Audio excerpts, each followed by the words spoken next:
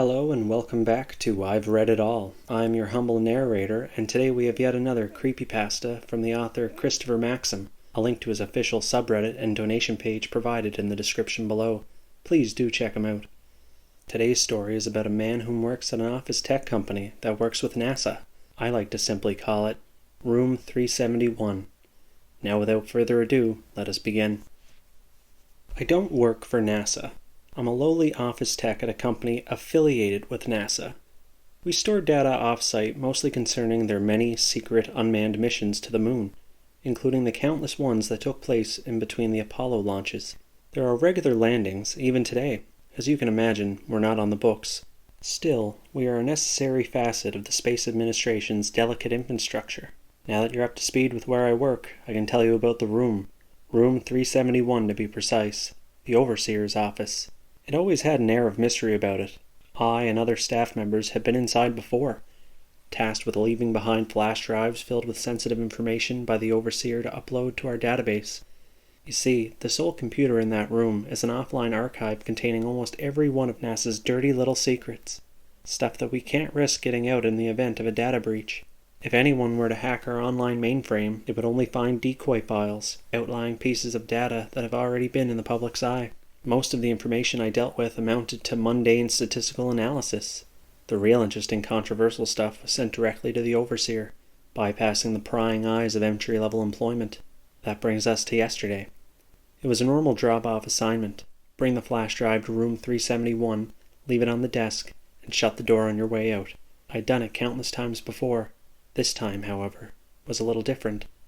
After placing the drive on the desk, I noticed a faint glow on the wall behind it. The computer was on. This was strange. It was always shut down by the Overseer after a data dump. The only times I'd ever seen it turned on were days when he was there, still working. I admit my curiosity got the better of me. With a slight spike of adrenaline, I walked around the desk and sat in the chair, ready to take back at least one mystery to the hive mind on the main floor. The convenience in this moment cannot be understated. I later discovered that the Overseer was sick and had rushed to the bathroom, where he remained for at least 40 minutes. Not only was the computer on, but it was unblocked. Even our personal workstations required a series of passwords that changed daily. Passwords we had to spend the first 10 minutes of any given workday decrypting. This was the one and only chance I had to placate my curiosity and dig for the buried treasures of NASA. I knew there just had to be something in the confines of our database that would elicit a gasp or mouth drop. Something I would remember for the rest of my years. In settling in at the desk, my heart pounding at the thought of the Overseer's return, I noticed the computer was calibrated just like the rest of our PCs. Because of this, I knew just what folders to open and what digital stones to turn on my hunt for secrets.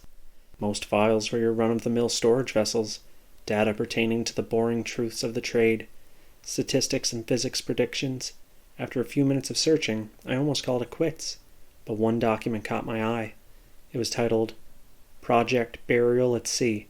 This was what I wanted, a classified NASA project, never before released to the public.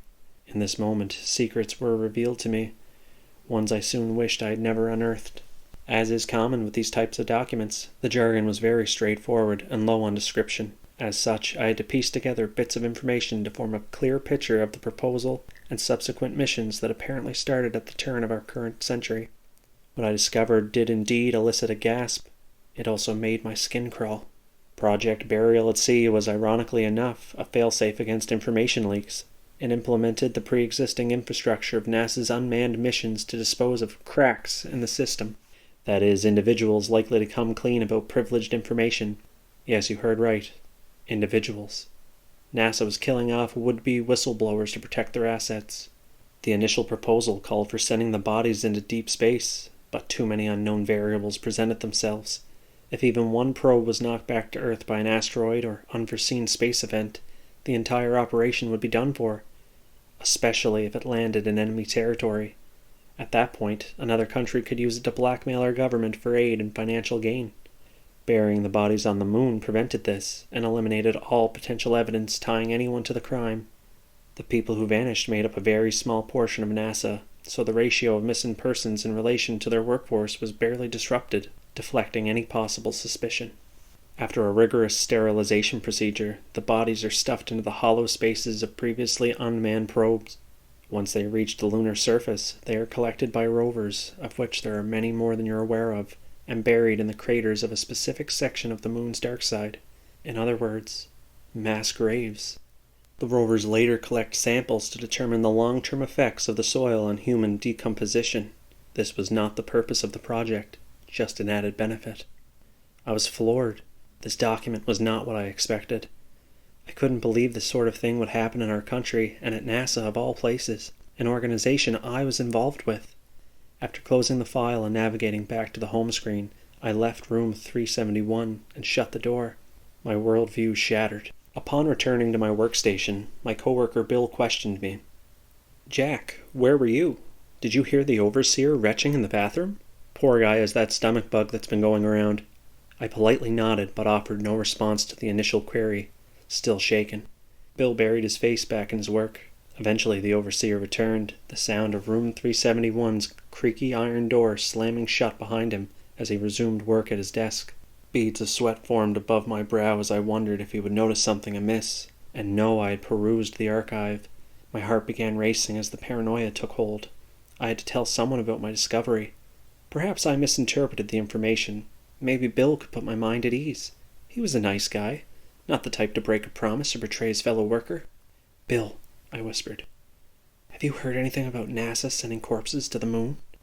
He stared at me for a moment, an overly serious expression painted across his face. Then he laughed. "Jack, you're a card. Where do you come up with this stuff anyway? You should write a book." Without so much as a sound to alert his arrival, the overseer put his hand on my shoulder. I nearly jumped out of my skin. "Jack, I've been meaning to talk to you.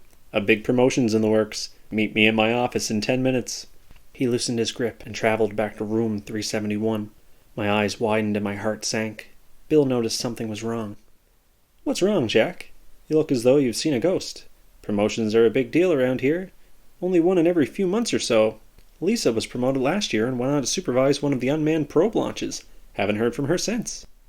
I turned to Bill and met his gaze. "Bill, it's been nice working with you." He smiled before turning back to his computer. "You too, Jack."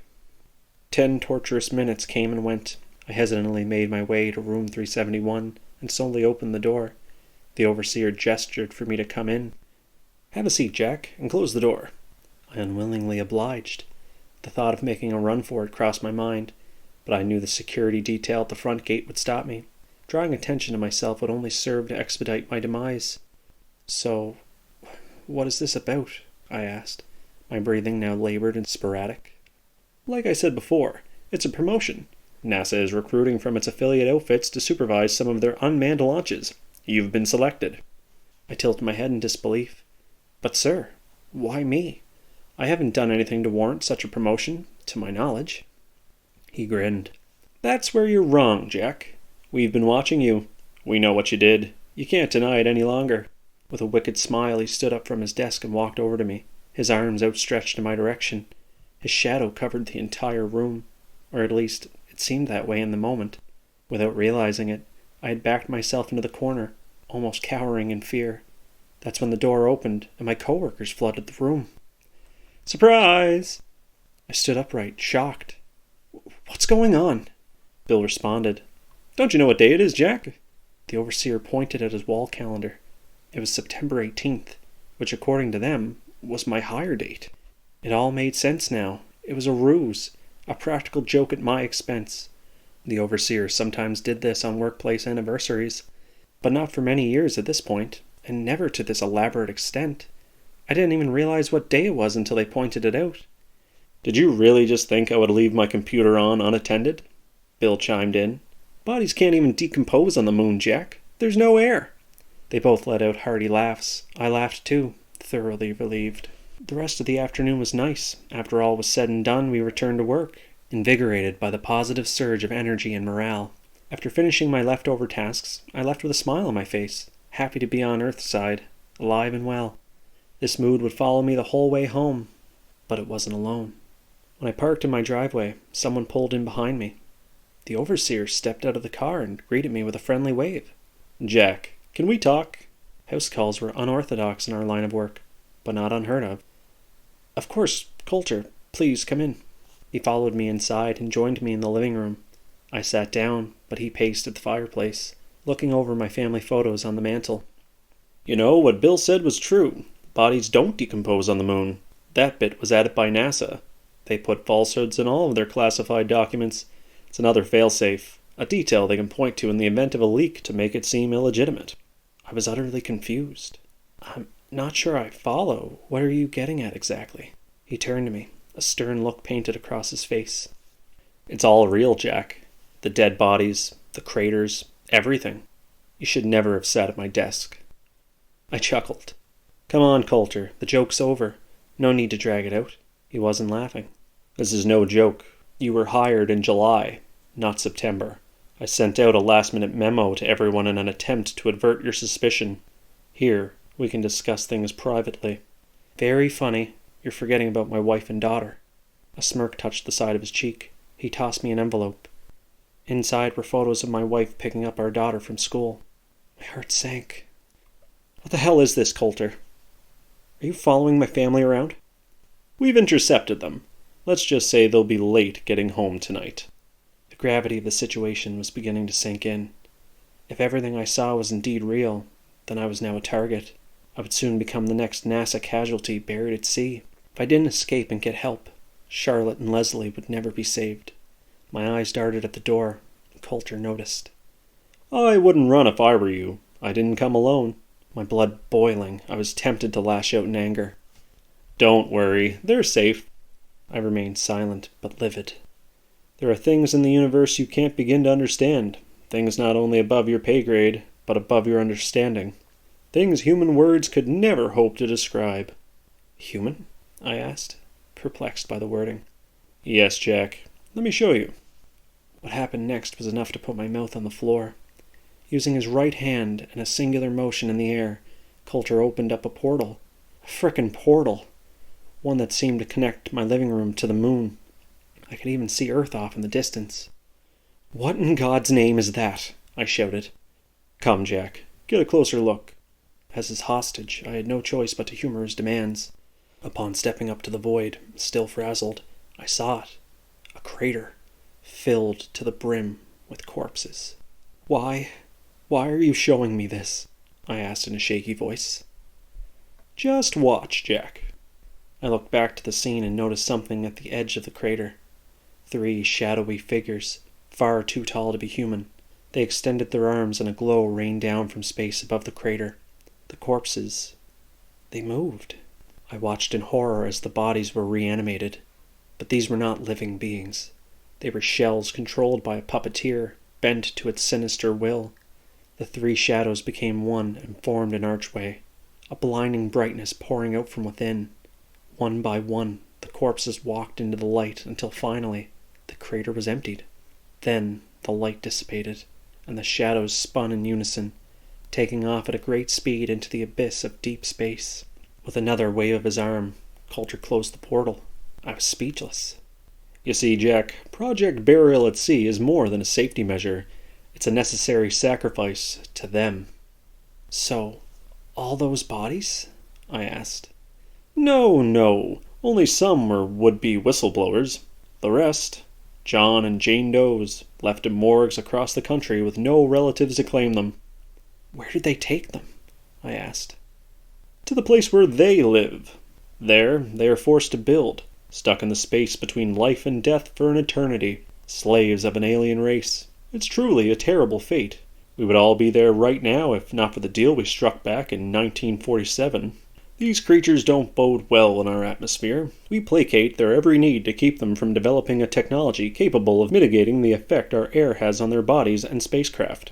I couldn't believe it. Everything I knew up to that point was a lie. Coulter walked to the door. I like you, Jack. That's why I'm telling you this. I want to keep you on. You're a good man and a good worker. If you don't want to end up like the poor souls on that hunk of space rock, you'll keep your mouth shut. I heard a car pull in outside. Looks like your wife and daughter are home. We just took them out for ice cream. Before closing the door on his way out, the overseer turned back with a smile. See you on Monday, Jack. Well, what did you think? Are there some things we're just better off not knowing? Seems like Jack came dangerously close to information far above his pay grade. If you enjoyed my narration of this story, please consider subscribing to my channel and liking the video. If you want to see more creepypastas, please drop a comment below and let me know, or suggest any other subreddits you'd like me to browse. On that note, I'd like to bid you all farewell, at least until next time. Thanks for listening.